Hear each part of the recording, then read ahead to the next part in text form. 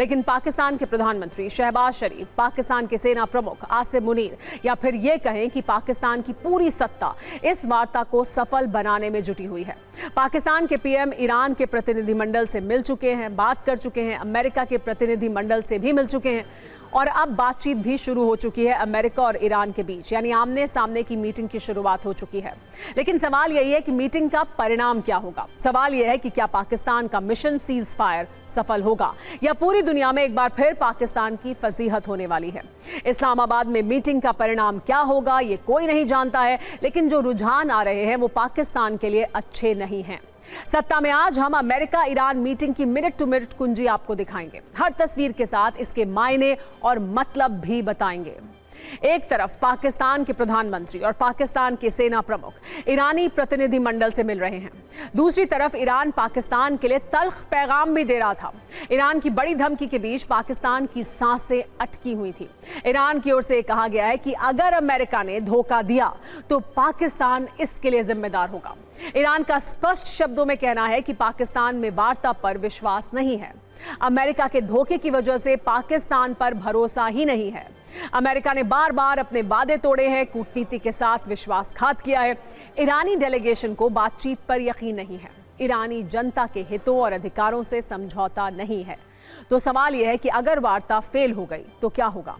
यह सवाल पूरी दुनिया को डरा रहा है। क्या अमेरिका और ईरान के बीच एक बार फिर से युद्ध शुरू होने वाला है? क्या पाकिस्तान का मिशन सीज फायर सिर्फ एक कूटनीतिक ड्रामा साबित होगा? अमेरिका और ईरान को पाकिस्तान एक टेबल पर लाने में कामयाब तो हो गए हैं, लेकिन युद्ध विराम के लिए मनाने में कामयाब क्या हो पाएगा? पाकिस्तान के लिए किसी चुनौती से कम नहीं है, क्योंकि ना अमेरिका के तेवर कम हुए हैं और ना ही ईरान किसी भी शर्त पर समझौता करने को तैयार है। इन दोनों के अलावा इजरायल सीज फायर के बीच फायर मोड में है। कुछ देर पहले अमेरिका के राष्ट्रपति ट्रंप ने कहा है कि ईरान एक नाकाम देश है। अमेरिका युद्ध और शांति दोनों स्थिति के लिए पूरी तरह से तैयार है।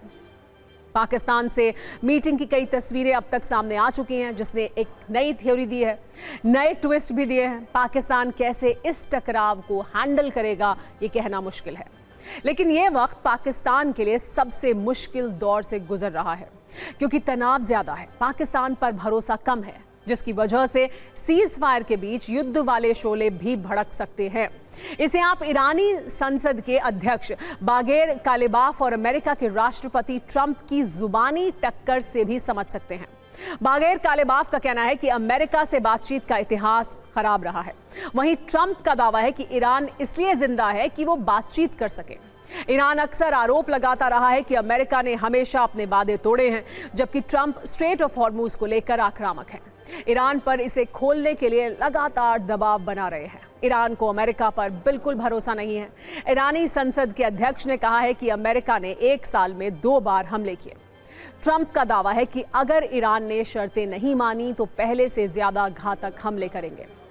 ईरान का नया आरोप यह भी है कि वार्ता के दौरान ही अमेरिका ने हमले किए।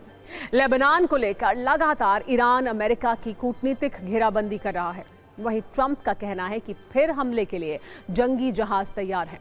ईरान का दर्द है कि वो खराब अनुभव के बाद वार्ता को तैयार है, जबकि ट्रंप का साफ साफ कहना है कि ईरान अपने संवर्धित यूरेनियम उन्हें दे दे, उसके बाद आखिरी बात होगी। सोचिए कि ऐसे तनाव के बीच शांति की उम्मीद की जा सकती है, वो भी पाकिस्तान जैसे मुल्क के सौजन्य से, जो खुद कूटनीति के हर फ्रंट पर फेल रहा है। सूट बूट पहनकर मीटिंग करना, कैमरे के सामने दुनिया को कूटनीतिक संदेश देना, बड़े बड़े दावे करना, ये बहुत आसान है, लेकिन पाकिस्तान के लिए शांति वार्ता की राह बहुत मुश्किल है। सत्ता के सभी न्यूज मित्रों के लिए हमने पाकिस्तान से आई सभी तस्वीरों पर एक विशेष एल्बम तैयार किया है, जिसमें पाकिस्तान की कूटनीतिक हवाबाजी और दिखावे की तस्वीर तो है ही, लेकिन कामयाबी के संकेत कम हैं। और इस बीच एक और बड़ी खबर आ रही है। ट्रंप ने नेतन्याहू से फोन पर बात की है। नेतन्याहू को लेबनान पर हमले रोकने के लिए कहा है। लेबनान से बातचीत करेंगे नेतन्याहू, ये कहा है ट्रंप ने।